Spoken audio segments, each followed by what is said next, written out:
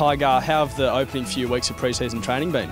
Yeah, it's good. It's good to get the group back as a whole. Last week, we had the first of 4-year players back, and 10 new players obviously drafted, and all the recruits back with the senior boys last week. So it's good to get some more numbers on the track and get into some real good football stuff. And obviously the conditioning component this time of the year is pretty important. Which players are impressing you and the rest of the coaching panel in the early days of pre-season training? Yeah, look, it's early. Obviously, the senior players don't do a whole lot, but Isaac Heaney's in really good shape. Heath Grundy's come back in really good shape too. Actually, as an old man of the group, but their experience and how they can handle and what their body needs to do to get themselves through. And, some of the recruits have been great. Jackson Thurlow looks in really good shape, so he's exciting, and it's always is exciting when you get 10 new players coming to the football club and teaching them their habits and the behaviours that are expected of him as a footballer, certainly in the pre-season. But yeah, it's quite exciting. It's a good time of the year. What did today's session, Monday's session, consist of? Yeah, the majority of it's conditioning, obviously some interval stuff, and then some skills block. Skill block for about 50 minutes, but running in between.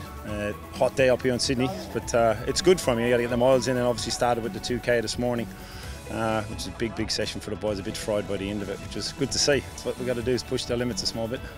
You mentioned Jackson Thurlow, who we recruited from the Geelong Cats just earlier, Tadgh, and of course through the trade period we also brought on board Dan Menzel and Ryan Clark, 7 new draftees as well. How are those boys fitting in at the Sydney Swans? Yeah, it's always difficult as an 18-year-old. 7 of them coming to the football club for the first time last week. I'm sure they were very nervous, but it's one thing we do extremely well in this football club is welcome people in and make them feel very much welcome at the Swans.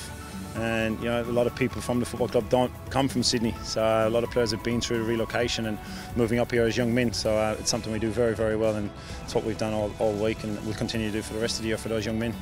And how have you found your transition, Tadgh, from overlooking the NEFL program to replacing Rhys Shaw as our defence coach? You can't step into those shoes. Shaw's a ripping bloke and done an extremely good job obviously in the back six, but this group's extremely experienced. When you look at McFay and obviously Grundy and Smith and Rampy, those boys coach themselves. It's a bit different being the reserves coach, where you're kind of drilling it down the throat a small bit. You take a bit of a back seat as far as the defensive coach with that group that's there, and still challenging them and making it interesting and fun for a group that is so experienced. Finding that balance with challenging and fun is something that I'm looking forward to. Do you find there's a really strong mix of experience and youth that ahead of the 2019 season? Yeah, 100%, and obviously the key is to try and keep them on the track this time of the year and try and get them through and get them to Christmas. The older boys and the young fellas are really biting at the bit to get at it, and that's something that's really reinvigorating for a young man, because you're actually going, well, you know what, as an old player and the young boys got their energy, those older boys feed it. And you saw Joey Kennelly and Luke Parker today, they trained really well because they're feeding off that energy. And like I said before, Heath Grundy's come back in really good shape, so he's shaping up really well this time of the year. There's still a long way to go.